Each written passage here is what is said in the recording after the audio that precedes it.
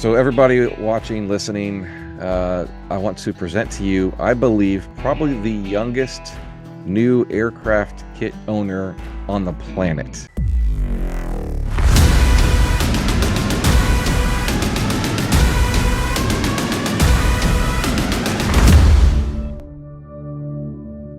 I wish you all the best I can, and I stop myself a while.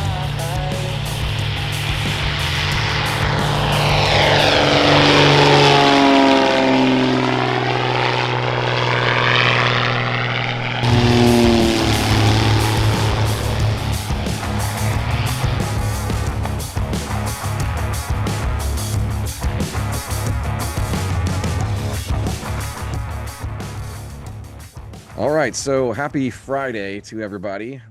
Major industry announcement, major shift in what's going on in kit manufacturing. I want to introduce everybody, if you've never met him before. He's been flying for a long time. Virgil, Virgil, introduce yourself, where you're at, and then we'll get into what just took place. Yeah, so my name's Virgil Irwin. I'm in beautiful Fairview, Oklahoma right now. And basically, I've been in aviation since I was about 18, 19 years old, and we've been moving along forward with it. So, And this, I assume, well, I believe it was your father that was in aviation that kind of got you into it. You want to talk about him for just a second? yeah, so my dad was a pilot. He was a Marine Corps pilot, and so was my granddad. He was an Air Force pilot. And so I kind of grew up around aviation, had a lot of family friends that flew and that kind of stuff. So I came by it honestly. And decided to dive into it as I was in college. So So everybody watching, listening, I want to present to you, I believe, probably the youngest new aircraft kit owner on the planet. How old are you today, Virgil? I'm 25. I'll be 26 next month. Well, Nice. today's March. I'll be 26 this month. So you're like 25 and a half. 25 in 11 months. Right. Yeah. So congratulations, everybody. This is breaking news, literally, but Virgil has just taken ownership of the Bearhawk Aircraft Kit Company. So Well, that thank you, Brian. It's it's been a hard 6 months of work here, but we finally got it done, so it's good. Yeah, that's amazing. That is amazing. I'm really excited for you and really looking forward to you have some big shoes to fill, but at the same time I think you're going to burst right out of those shoes for what you've got plans for this thing. You want to talk for a minute how this came to be? And it was after you finish Yeah. everybody, by the way, he was the first customer built, I believe, Bearhawk 5, which is the 6-seater aircraft, right? So after that was built, Yep. how did this come to be? Yeah, so we really started with Bearhawk as a customer. Some of you may know me from my wife and I's mission agency and YouTube stuff, where we have a mission organization called MA Global, and so we were looking for an airplane to work in West Africa with. And you start going through all these different airplanes and that kind of stuff, and all roads lead to Bearhawk in that arena, and you need a big, heavy hauling airplane. And so we bought an airplane. I had called Mark Goldberg, who had Bearhawk, and I said, "Hey, I like your 4-seat airplane, but I need something a little bit bigger." He said, "Well, give me a call in a couple of weeks. I've got something for you." So I gave him a call back as soon as I saw the 5 was out, and we put a deposit down and got one on order. And so that was how I guess our journey with Bearhawk started, was just as a customer. We needed an airplane, and so never at the beginning there, it wasn't, I did not cross my mind of go buy the company. But I'd had some dreams and aspirations for a while, ever since I've been in aviation. I've had businesses since I was 16 years old, and so naturally, when I got into aviation, it's like it'd be cool to have a business within this. And so we were using aviation in our mission, and then about halfway through the airplane, I remember thinking, these airplanes, and this airplane specifically, has a lot of potential, and so does the whole line. And I remember thinking, I wonder when Mark would be ready to retire. And I remember sitting one night with our partner that runs our mission organization with me, and I said, there's a lot of potential for these airplanes. And I don't know if Mark would be ready to retire, but it might be something to look at if he would be. And that was that. I never approached Mark because I didn't think he was ready to retire. And so we moved forward and we get the airplane done, finished it in June, put 100 hours on it, put almost 150 hours on it by about August, September time frame. We were getting ready to ship it, and then we went to Oshkosh because Mark needed a booth plane. And so while we were at Oshkosh, the topic came up, and happened to be shortly after there was a coup in Niger where we were headed with the airplane, and that appeared to be a problem. It took us 2 years to get some paperwork the first time. All that paperwork went in the trash, and so we kind of sat there and realized we were going to have to reset a little bit, and that's when the topic of Bearhawk came up. And so in all honesty, caught us off guard a little bit, but it was worth running down. And so that's when that journey began. And so first thing I said, Mark, I need to. I'm a trusting guy, but I like to trust but verify. And so I said I need to go to Mexico and verify everything down there, because if you're familiar with this line, these airplanes are manufactured in at least go Mexico. And so we went to Mexico, and in all reality, the first thing on my mind was if this is a sweatshop in Mexico, I'm not interested. If you know, and so we went down to verify, and I was amazingly surprised at the cleanliness and the professionalism that was down there.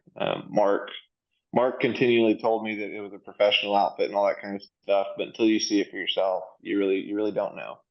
And so we went down there and spent a week in Mexico. My wife and I went with Mark, and we started getting to know Augustine and Luis, who are the amazing guys that make this all happen, that manage our factory. They've been with Bearhawk since the beginning. They've been there for 22 years.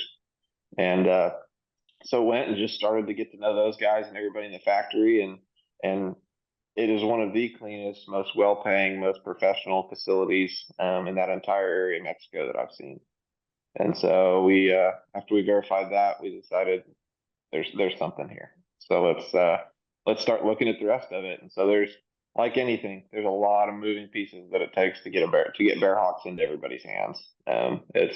There's parts coming from everywhere, suppliers coming from everywhere, and it takes a little while to weed through it. And so in all reality, it took me almost 6 months of just going through everything and a little bit of back and forth with Mark to determine that this was something that we wanted to do and something that we were willing to put our names on. So Awesome. Well, congratulations again. And yeah, due thank diligence you. is always a good investment of time and energy for sure. And I'm happy to hear that you It can is. report back that what you saw there was everything. And in fact, it's been a family-run business for the past 2 decades, correct? Over there in It Mexico. has. Yeah. Mark Goldberg started Bearhawk Aircraft in the sister company, which is Avi Pro Fabricantes, which is in Mexico. And so they're the same company essentially, but they're sister companies because it's a little bit easier to operate independently in Mexico. And so all that Avi Pro does, Avi Pro Fabricantes, just manufactures Bearhawk. They are the Bearhawk manufacturing company. And so the two brothers, Augustine and Luis, manage that. And they're amazing individuals. They've been with Bearhawk since the beginning, and so they started out when they were building wings and building fuselages and all that stuff, and now they're management, and so they understand what it's like to be on the floor manufacturing, and so they don't have unrealistic expectations, and they know what it takes to train those guys to fill the positions that need filled. And so one thing I quickly realized, and I already knew this a little bit, but you can have the coolest airplane in the world. It can be the most high performance, best looking airplane in the world, but if you can't manufacture it at a reliable rate, at a reliable price, you don't have anything. You've got a cool one-off prototype, and like a great example of that is Draco. All right, I'm gonna pop in here real quick to talk about our sponsors. As you know, I can't do this all on my own. We got to have somebody to help fuel that truck. We try really hard to work with sponsors that provide a good service and a good quality product.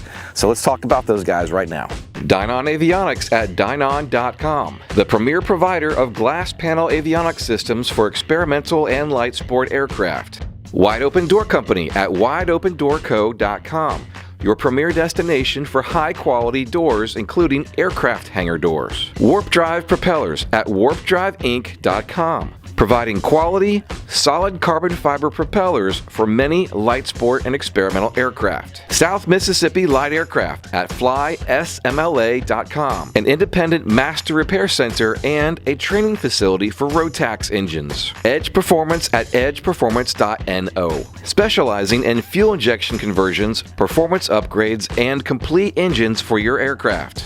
Pioneer Control Grips at pioneercontrolgrips.com. Comfort, convenience, and style. Handcrafted custom wooden grips with many styles to choose from.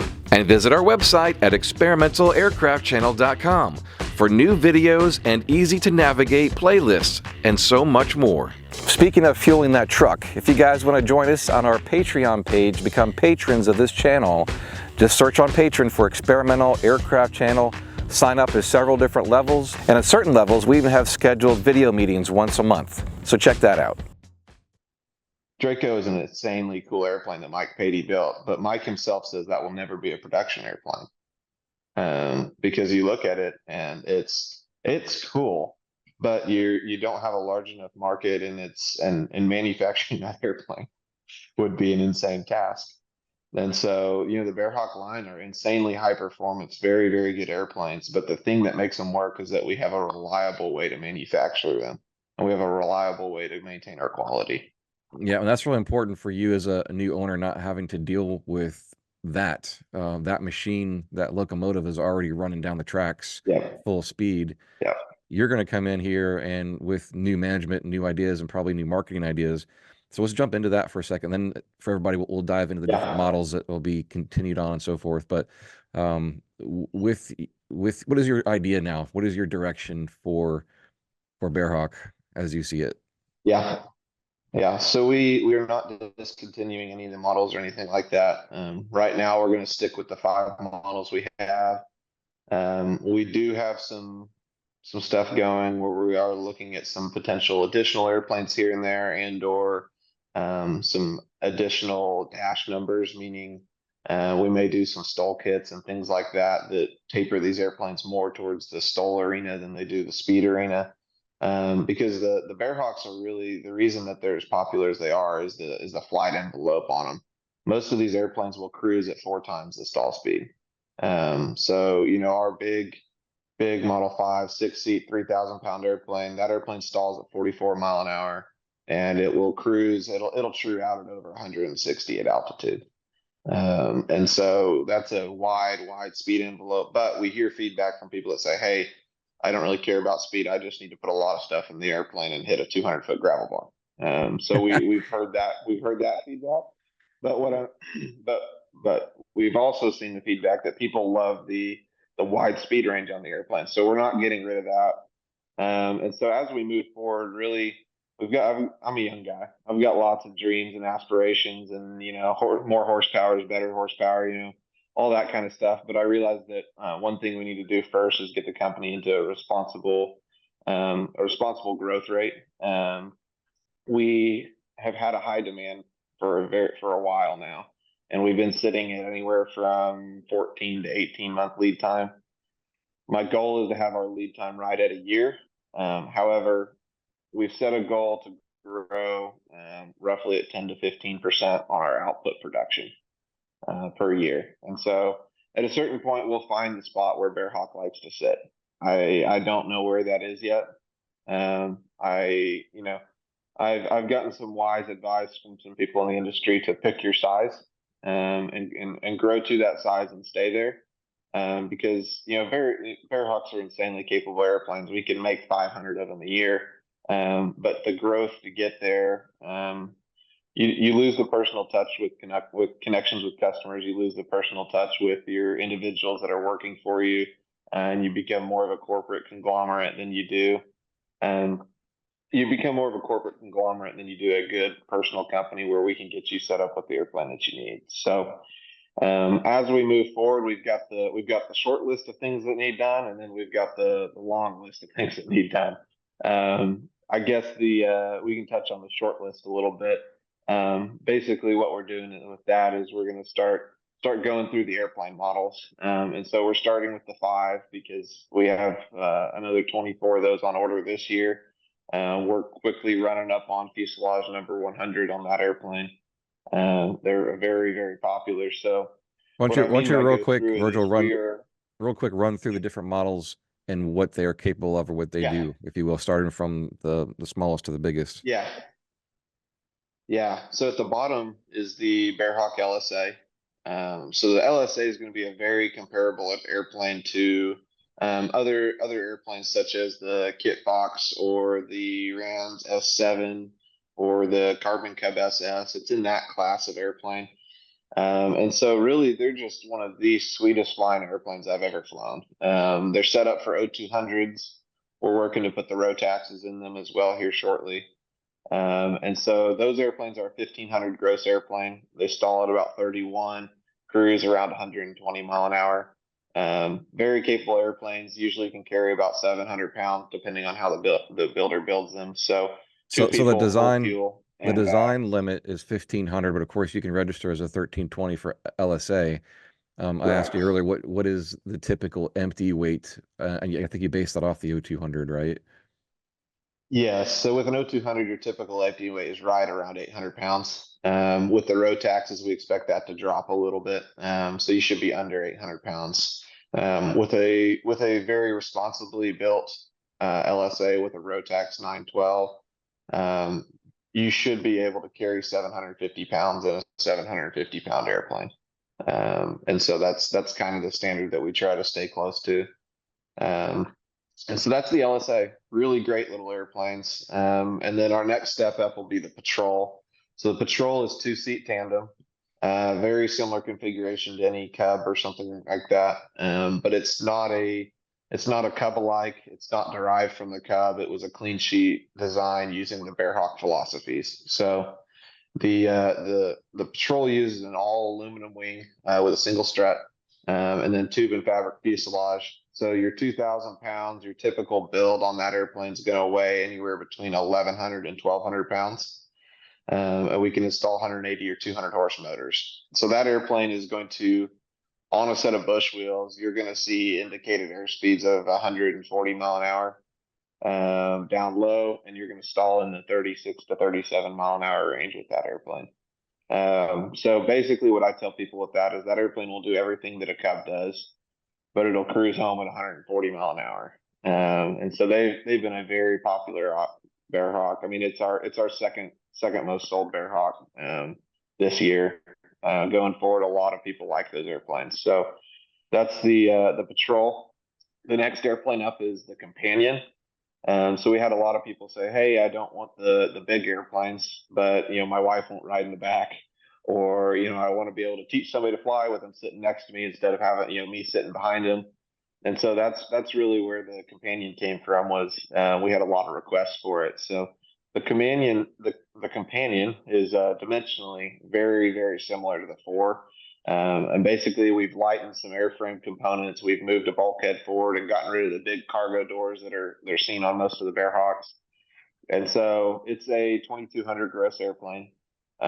Complete, you're going to see those weigh between 1,200 and 1,300 pounds. So you should have over a 900-pound useful load, depending on how you build it. And so you've got 2 seats side by side. There's an optional jump seat that goes in the back, where we can call it a 2+2 airplane if that's what you're wanting. That back seat, the reason we call it a 2+2, if you're looking for that size of airplane, is because there's no baggage once you put that back seat in. And so really it's a 2-seat adventure plane. You can put 2 people, a couple of mountain bikes in the back, 250 pounds of baggage, full fuel. And you can cruise 140, 130 mile an hour in that airplane, and you can see stall speeds around 40 mile an hour. So it's kind of the ultimate 2-seat adventure plane is what the Companion is, and it's And become very, very popular. what is the horsepower range on the Companion? The Companion can be 180 to 220. So your small engine is going to be 180 horse Lycoming 360. And then your bigger engine is going to be a 220 horse 390. Okay. And then, depending on how you want to set it up, the Patrols and Companions, they share a wing and then have different fuselages. So the Patrol and Companion Basically, you can set those up as a lower horsepower with a fixed pitch, or you can put constant speed props on them. We really like to see the constant speeds on them because that's where you get the best performance out of the airplanes. But they're very, very capable airplanes with very good cruise speeds that allow you to actually go places in a reasonable amount of time and still do off airport flying and all that kind of stuff. So that's our 2-seat models. And then we move up to the next size, which is the 4. You may have seen it called the B. So basically right now we're manufacturing the 4B, but we're calling it the 4.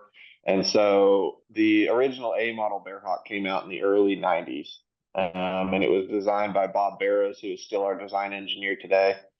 And he was needing an airplane to haul engines around for his engine building company. So that's really where the Bearhawk came out of. It was never designed to be a production airplane or anything like that. He was just wanting an airplane for himself, and it happened to be that he designed a pretty good one, and a lot of people started wanting them. So he started selling plans in the 90s.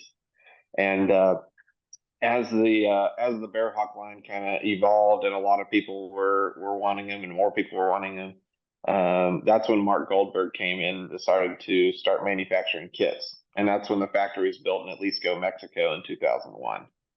And so this 4-place Bearhawk was the original Bearhawk. So it's kind of interesting. A lot of airplane companies start with a smaller airplane and kind of go bigger.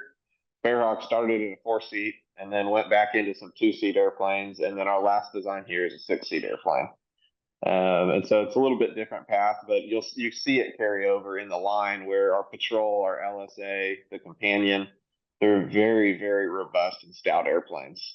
They did not come from the ultralight world, whereas a lot of the 2-seat airplanes on the market did. And so they're very, very stout, very strong airplanes. If you get to chatting with some Bearhawk guys, you'll find out that some people are fairly adventurous, and some of these do get balled up fairly often. But people walk away from things that they would not walk away from in other airplanes. And I'm continually amazed. And so the 4-place Bearhawk is now known as the B because we've changed an airfoil on it. And we all our line uses riblet airfoils now.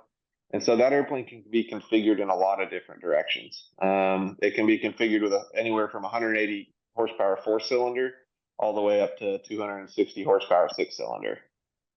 So we have different engine mounts to accompany that different desire, and then constant speed props are typical on these airplanes. We can build them with fixed pitch, but we recommend constant speed props. And so you're going to end up with an airplane that's 2,500 gross weight with a 6-cylinder standard configuration. You're going to weigh between 1,400 and 1,500 pounds for a well-equipped airplane. So you will have a useful load in excess of 1,000 pounds. You're going to stall just above 40 mile an hour. You're going to be looking at 42, 43 mile an hour. And that airplane will cruise at 135 to 145 mile an hour, depending on how you have it configured with bush wheels and that kind of stuff. And so these airplanes are insanely capable. You've got big double doors on the back of them where you can shove more stuff than you could ever need in the back of them. But they're a true 4-seat airplane. You can put 4 200-pound people in them, fuel and bags, and go somewhere. And that's kind of not a really common thing in the kit world. There's a lot of airplanes that's like, well, it's got 4 seats, but you really can't use them. Or, you can put 4 people in it and you can go around the pattern and come back because you're out of gas. It's the 4-seater, 4-door super crew of airplanes. It's a truck with wings. Yeah. Yeah. The 4 was for a long time the only thing on the market that could do that. And so as usual, just like myself, people go, hey, you got one a little bit bigger? Bigger's better, right? And so that's really where the 5 came from, was people said, hey, you have something slightly bigger than the 4. And so the 4 and the 5 share a common wing. It's a 3,000-pound wing, and all our airplanes are utility category, all the way to gross weight. And so we've got all the margin in the world on safety, on the strengths of these airplanes. And so the 5 was a clean sheet design on the fuselage, and then we share a common wing with the 4. And so when you look at the Bearhawk 5, it's a 6-seat airplane. You can legitimately put 200-pound people in it, and it still meets all CG I mean, you're within CG, you're within useful load, and it is an insanely capable airplane. Your interior dimensions on that airplane are somewhere between a 185 and a 206. Can you talk? Can you So speak it to is a that, large airplane. Virgil? Can you speak to that for just a second from the engineering side of things? Because it's one thing to fly a two-seater when you're sitting on the datum, right, of the CG, Yep. and it's another thing to have a Yep. four-seater where you're balancing baggage and people. It's another thing to have a six-seater and baggage. How are you able to accomplish that? I assume it's a really long chord wing that helps spread out that window. But can you talk about that for a second? Yeah. So a lot of the reason that we're able to do that is the chord of the wing. And this is one design philosophy that's been with Bearhawk, and I don't intend to make it go away, is that our airplanes fit in a T hangar. It's easy to make an airplane fly slow and have a wide CG range if you don't care if it fits in the T hangar, and you can put 45-foot long wings on it. But what happens is that gets out of reach for the majority of people because not everybody has a giant box hangar to put an airplane in. And so in order to keep the wings short enough to fit in a T hanger, we have to make the cord on them a little bit longer. So a Bearhawk cord is well over 60 inches deep on the cord of the wing. And that runs all the way out. We don't taper the wings. We don't do any of that. And so that wide cord, as well as a nice long fuselage, and a larger, basically the five has a big tail on it. It's 2 feet, a little over 2 feet longer than the four-place Bearhawk is. And so when you do all of that, it allows for a wide CG range, and you couple that wide chord wing with a riblet airfoil, which if you like to get geeky in aviation, the riblet airfoils are a good rabbit hole to go down. But the riblet airfoil allows for a wide CG range for the airplanes. And so basically in a properly built five with two people and fuel, you're going to be right on the forward CG. If you throw a tool bag in the back, you'll be able to get that off the CG a little bit. And then everything else you throw behind you is going to be continually adding to the rear CG. But our CG envelope is over 10 inches on these airplanes. It's a really, really wide CG envelope. So that's really what allows us to load the airplanes like we can. And in reality, it's honestly pretty hard to get a five out of CG. I mean, you have to really, really work at it to get them loaded out of CG. Awesome. And the horsepower range on that, I know it pretty much. I think at this stage you're a six-cylinder engine, and on top of Yeah. that, are you considering for future adapting a turboprop option? Yes. So the horsepower range yeah, that's one of those things I talk about, Brian, where it's like, I'm a young guy. I like horsepower, and so more is better. So it's like, why not put a turbine in one, right? So the standard model, standard horsepower range is going to be from 260 to 350 horsepower. So your small engine is going to be the same big engine from the four. So a parallel valve, 260 horse injected Lycoming. That's going to be your small engine. They are not a slouch on 260 horsepower. You're still going to see 1,500 to 1,800 feet per minute climb rates. Fully loaded, you will never see less than 700 with 260 horse. It's plenty of horsepower for the airplane. However, we try to, if you notice, you watch our models, we try to kind of maintain a 10-to-1 ratio. So at max gross weight, you've got 10 pounds per horsepower. And so that's really where you start seeing that really, really good off airport, really good short field performance, is when you maintain that ratio. And so our standard installation is going to be the 300 horsepower angle valve Lycoming. That provides a lot of horsepower for the airplane. Those angle valve engines cool really, really well. So you've got a lot of good longevity in the engines. And then all the way up at the top, you can do a hot rodded, port polished, Lycoming 580, high compression, and those can make almost 350 horsepower. So that's our standard optioning. There is, however, one getting a turbine right now. Already? That is, yes, that is to be determined if that's going to be, here's the problem with that is, like I said, you can have the coolest airplane in the world, but if you can't reliably manufacture them or there's not a market for them, it doesn't really matter. I mean, those engines start at $250,000 for a used one. And so from a company standpoint, it doesn't particularly make sense to be manufacturing those a whole lot.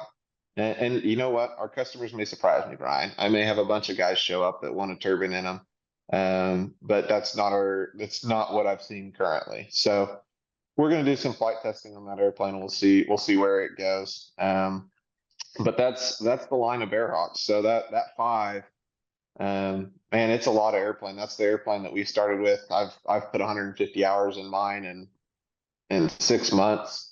And so, they're going to stall at 44 mile an hour.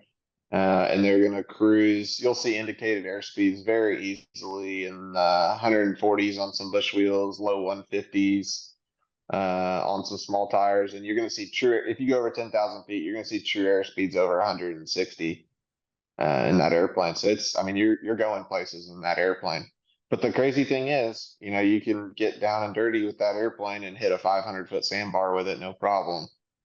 And so it's a truly an off airport capable airplane that just so happens to be pretty quick and cruise and have a reliable 1,400-pound useful load. You can reliably, well equipped. These airplanes are weighing 1,600 pounds empty. If you do go Spartan on it with not much, they're 1,500 pounds with 1,500 pounds of useful.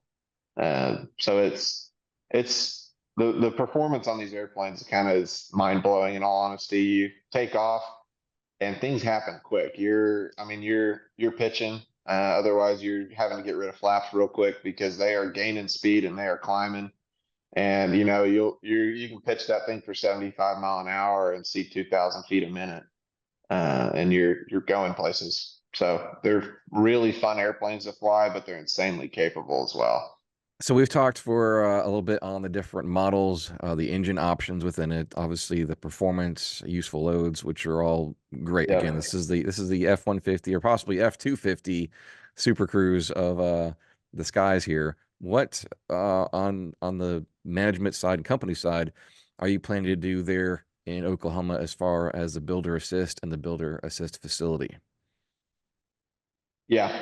So we've got a facility here in Oklahoma now that we're just about finished setting up. We're within a week or two of being done. And so basically what will happen here, and this is how the whole Bearhawk world works, is we source all of our material from US. Some of our steel comes out of Germany, but all of our stuff is high quality, well-sourced materials. It goes down to Mexico, and then they build the bulk of our manufacturing stuff down there. So when it comes back out of Mexico, our quick build wings are done, which means the wing is built, except for the rivets are not in the lower skin. That's all that's remaining really. So when you get it, you run the electrical you want, you go ahead and run your cables and plumb the fuel system, and you rivet that skin down, and you're good to go. And so really the quick build wings are very complete. And then the fuselage comes already welded, painted, and ready to go. And ready to be assembled. And so when it comes to us, we essentially every 45 days, we bring up a truckload of about 5 airplanes, depending on which models. The 5s are big airplanes. They're kind of hard to fit in a container, but so we use a semi-trailer, 53-foot trailer. And so it comes up to us. And then once it gets to our place here in Oklahoma, previously this was done in Austin, Texas. Now it'll be here in Oklahoma. When those trucks come here, then we unload them here and we begin packing the kits. If you've previously looked at Bearhawks, go back and look at our website. We've kind of updated and standardized our kits. There's a tab on there called kits. Look at that, and it kind of tells you what's included and what's not. And so we've tried to make the kit a very complete kit and a very standardized kit across all the models. And so when it comes here, that's when we start putting everything else in it that needs to go with it, whether that be different wingtips. We've got some more options coming down the pipe for some avionics and some carbon fiber stuff, because carbon fiber is cool, and different things like that, different interiors, stuff like that. So once it comes here, we're going to pack everything that you need that's on your option sheet into your kit, and then it's going to come to you. We use a great shipping service where they can come and drop the kit right in your driveway for you. And that's the kit shipping side of stuff. We now have a build assist center available. The way we're structuring that build assist center is, well, let me back up. The reason we're doing a build assist center is because we've had a lot of people request it, and in all honesty, I've done a little research, and I think the reason why is because you have hit a class of airplane it's a big airplane. When you look at it on a picture on a website, it doesn't look as big as it is. But I'm a 6 foot tall guy, and I can't look over the cowling. It The doesn't do it. It spinner, the doesn't do spinner it on that, justice. It does not. When you get there in the person and spinner on see that it, airplane. it's big. Yeah, I mean the spinner on that airplane is over 7 feet in the air. I mean they're a big airplane, and so to build them in a garage, it's fully possible to build them in a garage, but it's a lot. It's not two guys can flip a fuselage over situation. I mean they're a very very large airplane, so a lot of guys are intimidated by that and they want some help. The other side of it is you've now hit a category of airplane that if you just say, hey, I want brand new, top of the line, everything in the airplane, it's a pretty high price point. And so you're hitting a point where people's time is worth a lot to them. And they just want to go fly. And so when you're talking about somebody that, if you just walked up to them and you said, hey, what's your time worth? And they're going to say $200, $300, $400, $500 an hour. And so when you've hit somebody like that, they say, I just want the airplane. I want to go fly. I want to spend time with my family. I don't want to spend time in the garage building. And so for those people, we're able to help them with a build assist where they still get to be involved in it. They still get to know everything that's involved in the airplane, how to inspect it. We're in progress of getting our full FAA inspection, basically, where we say, hey, this is what we are. We're meeting the 51% requirements and everything like that. And when these people leave, they will know where everything is in this airplane. They will know how to service it. They will know how to maintain it. And so that's a lot of why we're doing the build assist. But how the build assist will work, and we've got our first one started this month. We're going to go through and we're going to iron out the progress in these first couple airplanes. My goal is that the customer is able to come for 5 days at the beginning. And what we're going to do there is we're going to go through the airplane after it's unpacked, and we're going to have them cover ailerons and do different parts of the construction to hit different points on that checklist and get them a well-rounded knowledge of that airplane. And then the customer will basically come and work for us for a Monday through Friday for a week, and then they can go home. And then we will continue working on the airplane from there and, going into paint and all that kind of different stuff. And then towards the end of the airplane, we're getting closer to final assembly. The customer will come back for another 5 days. So we'll have 10 days total, and we'll hit that checklist. And this is just me being open and honest with you guys. That is what we've laid out, and I think it's going to work. However, like anything in aviation, like anything with the FAA, things could change a little bit. This could grow to where, hey, I need you for 3 weeks. Worst case scenario, it could grow to, hey, I need you for 4 weeks. But in order to build these airplanes, we have to do it in a build assist fashion. It is not legal for us to build these airplanes in a commercial manner when we're in the experimental amateur built category. So that's what the build assist is. And really, build assist is a lot.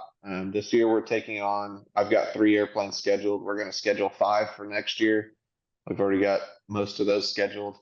And so, I mean, you're just like I said, for people at home in their garage, it's a lot of airplane. For us at the shop, even it's a lot of airplane to build. It's not a little 2-seat, blow around airplane. They're large airplanes, and most people that are going for the build assist are the larger 4 and 6-seat airplanes.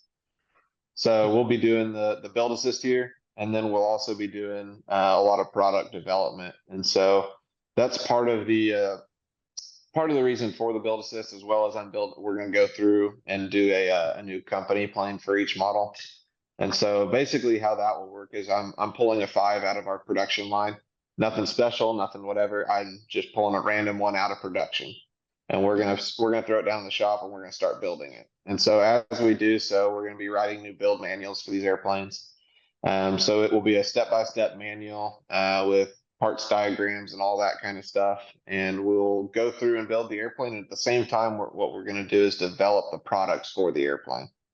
So what I mean by that is we will be developing carbon fiber floorboard kits and drop-in panels and some cowling options, different wingtip options, interior options, pre-made wiring harnesses, all these different things that can help people get their airplanes up sooner and end up with a more professional airplane.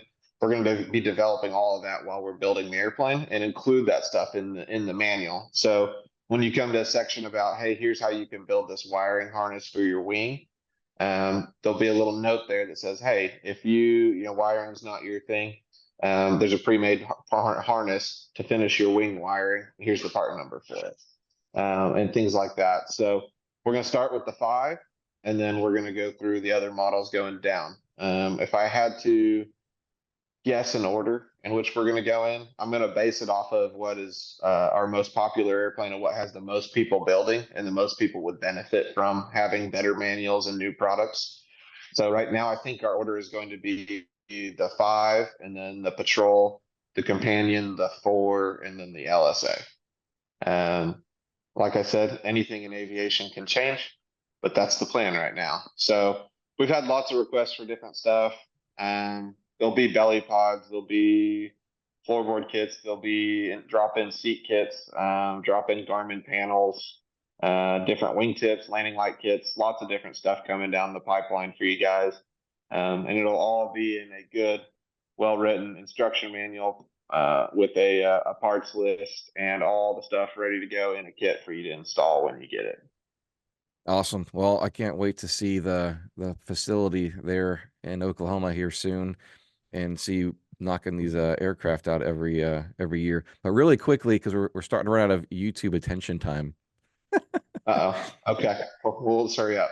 Well, what is the price points from the LSA all the way up to the 5, real quick? And this is early on in 2024, of course. If you're watching this 6 months or a year, the prices have changed, and reach out to Virgil to get an update. But as of today, what are we looking at for a kit?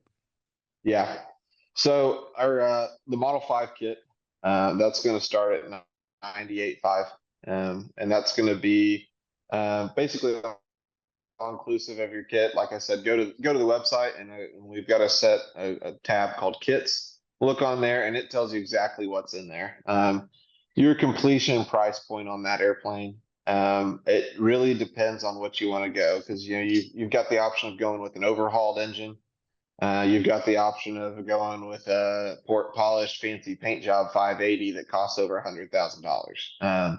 So your completion costs can vary, but you can very reliably have that airplane done for around 200,000 in parts. If you want to start going into IFR and putting a little bit higher end stuff on it, you might creep towards the 250 in parts. And then the build assist base price on that is 85,000. So on that airplane, you can very reliably be out the door build assist for 350,000 brand new flyaway. And that's, in all honesty, when we've gone through all this new pricing, I'm very proud of the pricing that we're able to hold, because we are delivering a 6-seat high performance aircraft kit for less than most of the market is delivering 2-seat aircraft kits for. And anything in this class, we hold a very, very aggressive price point on these airplanes. And then so moving down, the next one's going to be the 4. We've got that kit priced at 86,000 right now. So on the 4, you've got a little bit more variance in your completion price on that airplane. And that's mainly to do with the fact that you can go anywhere from a 4-cylinder engine all the way up to a 6-cylinder engine. Obviously, you go to the 6-cylinder engine, you're going to pay to play a little bit on that, because they're a little bit higher dollar engine. And so on that airplane, what I tell guys is you can finish one with a 4-cylinder engine pretty reliably. You can be done and have that airplane flying for 150,000. You go on up with that. You can spend almost as much as you can on a 5, on a 4 if you want to. So that price range could be 150 to, let's say, 225,000 on a 4 in parts, depending on where you choose to put your money and that kind of stuff. And then coming down, you've got the companion. The companion kit is priced at $76,000. Completion price on that airplane is going to be very similar to a 4 on the bottom end, because it's a little bit cheaper on the kit. However, you're going to be running the same engines as you would on a small engine 4. So you're looking in a companion of a completion price of 140 to, you could spend 200 on one if you wanted to go really fancy with it, with a fancy port polished nice paint job, Lycoming 390. You can spend some money on those engines if you want to. But by all means, the airplanes perform fantastically on 180 or 200 horsepower. But some people want all the horsepower, so we help them get that. Moving down is the patrol. Patrol price right now, 74,000 for that kit. It's going to be very similar to your companion on completion price. You're right in that 140 to 180 to 200 range, depending on how you equip the airplane. And then down onto the LSA, that kit is 58,000 for the LSA. And then you look at your completion price on an LSA, and you know, O200s are around a lot. We're not going to discontinue the O200 option, so you know, we can get overhauled O200s for $15,000. So you could pretty reliably finish that airplane in the $70,000 to $90,000 range really easily. If you wanted a really fancy one with Garmin panel and stuff, you might spend 120. But it's a very, very affordable option. And it's funny, you know, you look at our line of airplanes and it's like, oh, the LSA, you know, it's down there at the bottom. It's an insanely capable airplane. It's just that it's in a lineup with, you know, high performance 4 and 6 seat airplanes. So it kind of looks like the little stepchild down at the bottom. But they're a very, very capable airplane for people in the 2-seat aircraft market. And for clarity, so that's the breakdown on them. Yep. And for clarity on the kits, you're spending this is a more advanced kit, if you will. It's already at the quick build. It's an advanced quick build stage to begin with. There is no, like, you know, unassembled kit that you assemble more. It comes already as an advanced quick build, right? But as far as like, what do you need in addition to? In other words, when you provide the kits, the airframe is already welded, as you said. The wings are done minus the bottom skins to be riveted and throw some things into it. Does it also include the fabric and glues to be able to cover it, or is that in addition to building the project? No, so we keep the fabric as an option, simply because instead of constantly mixing and matching out of our kits, we keep it as an option because a lot of people have their preference that they want. Some people that have done it for a long time, like polyfiber, you can still use polyfiber. Some guys, you know, know Robbie at AirTech and they want to use AirTech. Some guys like Stewart system because it's easy to clean. It's a water-based paint. And you know, if you're painting in your garage, it's nice to have a non-toxic paint getting sprayed in your garage. And then some guys like to go all the way to Ortex because it is the lightest weight option out of the bunch. So we keep that as an option, and we can source all of that stuff for you and get it to you. So outside of your kit, you're going to need engines, which we are a dealer for several. We can help source you overhauled all the way up to new, you know, Thunderbolt engines and that kind of stuff. And then you're going to need a propeller. We're working with several propeller companies. Our biggest seller right now is Hartzell. Cato's got some really, really cool stuff coming down the pipe that I'm excited to share with you guys. We're gonna leave that in the classified category for now. Okay. But it'll be some really, really cool stuff. So there'll be a lot of Cato's on Bearhawks. And then we can get MT props. They're a little bit on the higher end. However, for you guys going on floats, MT does have a reversing prop, so you can have beta range on your seaplane setup. So we can get a hold of those as well. And then outside of that, you're going to be looking at your electrical and avionics system. We've got drop-in Garmin panels coming down the pipe, as well as drop-in electrical systems coming down the pipe. So previously, that was up to the builder to decide how they wanted to wire the electrical. There was guidance in the manuals on how to do it, but that was really a builder preference. And that's still that way. If you want to wire your own thing with however you want to wire it, it's up to you. It's experimental aviation. That's what we're here for. But we will also have drop-in electrical options coming down. That'll be everything from the battery to the connector for the starter, and everything in between. So we'll have that. There'll be lighting packages as well and different things like that. I like wheeling products, and so we'll probably be going with some drop-in wheeling products. And then as you kind of move down that, you're looking at upholstery. So your seats come with the kit. They're just included, no upcharge at all or anything like that. And then from there, you can decide what you want to do with seats. We have some factory options coming down for upholstery, which will be drop-in seats. Sport Aircraft Seats out of Alaska also has patterns for our airplanes. He makes really, really good seats. And then Basically, what we're trying to do with the interiors is we'll have some fairly basic drop-in options from the factory. So we'll have a fabric option as well as a leather option, and you can choose which one of those you want to go with. But we leave it as an option because a lot of guys want custom seats. They want different things like that. Instead of constantly pulling stuff in and out of the kits, we leave that as an option. And then we have wheels and brakes as an option as well. Those have previously been included in a few of the advanced quick builds, but I pulled them for a very specific reason, and that is that the variance of wheels and brakes has continued to grow, and the supply of them is sometimes difficult. Meaning we had sold a bunch of kits with Grove wheels, but we're having trouble getting some Grove products, and so then you have to look at Alaska Bush wheels and brakes kits.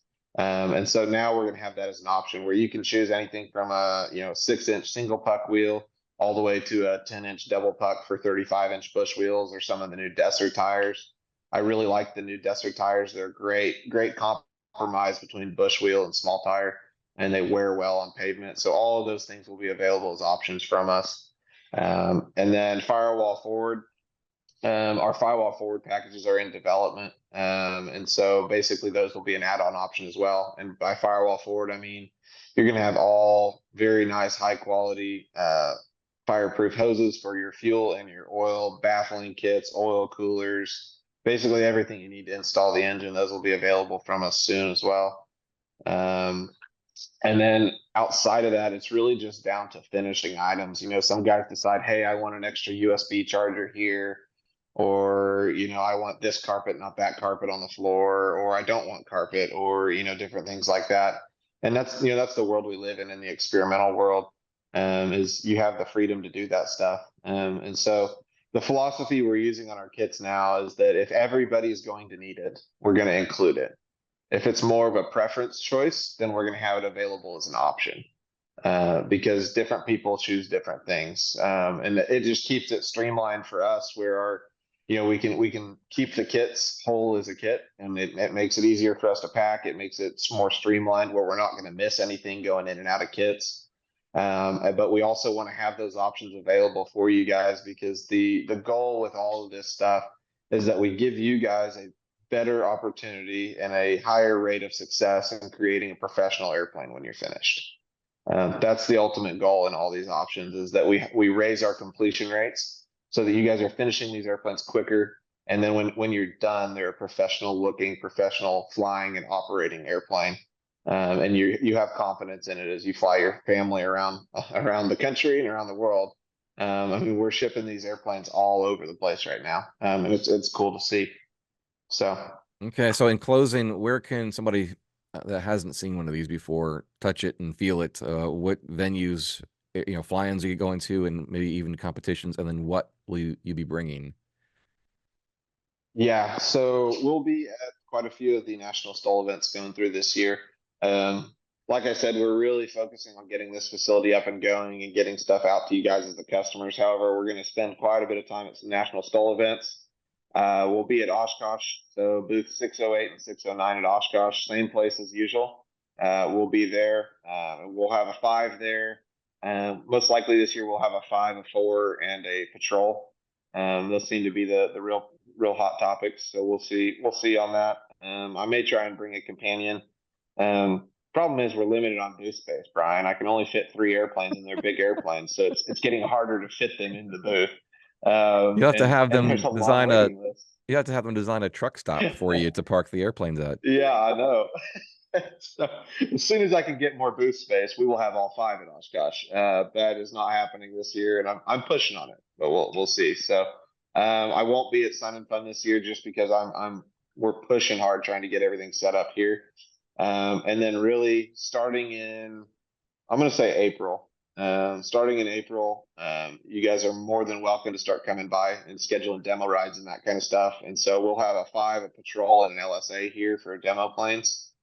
And really the main purpose behind that is that if you are willing to spend the money and the time and the investment to fly to build these airplanes, I think you should fly one first. I mean, that's you just gotta kind try of it on.